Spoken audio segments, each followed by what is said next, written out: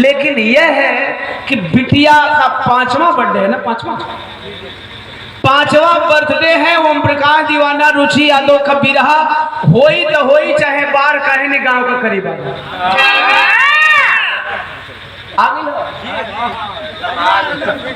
तो वैसे भी पैंट वैंट उठा के आयल बने हम। अब खोल के उठा के पड़ल, उठा के खोल के जाए पर कौन नहीं चड्ढा पर खाली उठैली। अच्छा बच गई, चूंकि हम करैल का मने बच गई तो ले 4 गो पिल्ला दौड़ दौड़ के एकदम लेटा देना जे साथ में आयल हो प्रधान। कहाँ गए? अरे यार कब उतर गए? हम अभी माला डालने वाले थे। तरह की भजनीय गांव में प्रधान जी निकली नहीं, अफसोस। फिर भी दुआ है प्रधान जी को दोबारा आप लोग जिताएंगे, ऐसे प्रधान नहीं मिलेंगे। बेटा वो कहा था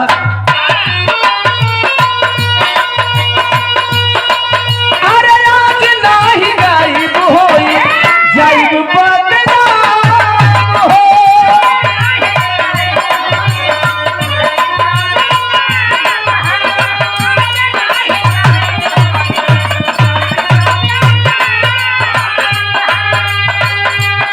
सातो सरगम सारे गम पधनी ससानी धप मगर सा। सातो सरगम सजा देबू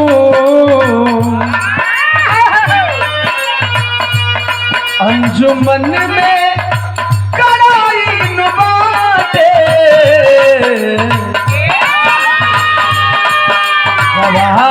लेबू आजे दुहाई बाटे ए माई तोहरा जैसन कमल माई बाटे।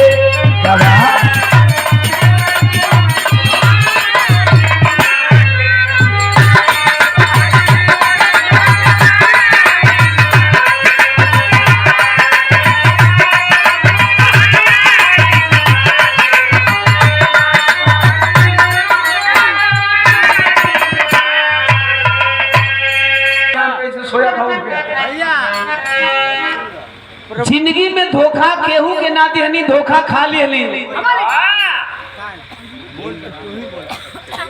शिवमूर्त राम भैया बरहट अटकहिया से, और एक्चुअली दिन भर का थकान है पिताजी को लेकर मैं दिन भर बीएचयू में भागता रहा। कंडीशन ऐसा चल रहा है। सतीश राम बरहट अचकहिया से 100 रुपये 96 में प्रणाम। तमाम आवाम के कोट कोट सुनना, आशीर्वाद में शांति स्नेह दुलार कामना बा। हाँ हाँ जमार का फिर आए यादव जी का पास बस बैठ जा चमरा निशा। ये कुल बड़ा स्टार था अपन स्टार। हाँ गाड़ी जानते हैं। जन है बस्ती में इला। हाँ बैठ खंगार दतन बैठ जा अब बैठ जा। हमारे बतिया कह रहे थे भूलवा मत यार, बैठ जा खंगारा ईमान दिले हमके खंगारी के था। टिल्लू चलाई कि पंपी से खुशी।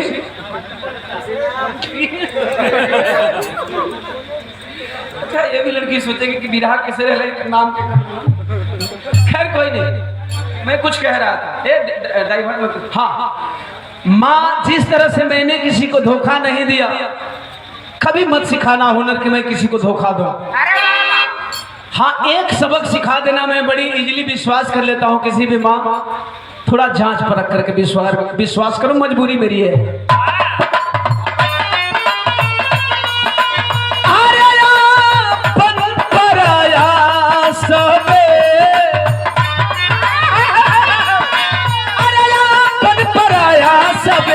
चाहता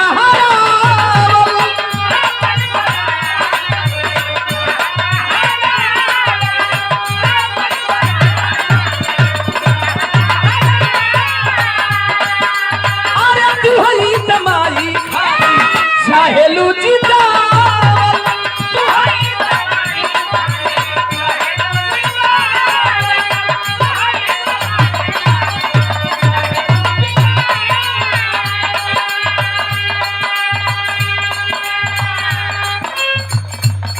दिन दीवाना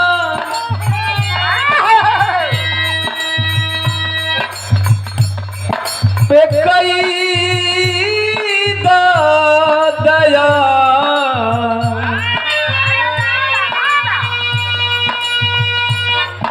हमरा पग पग पे खाइन बाटे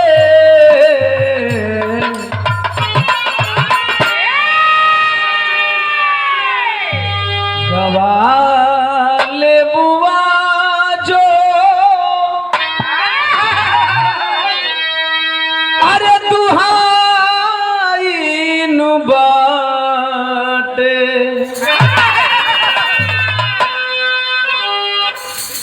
ए माई तोहरा जैसन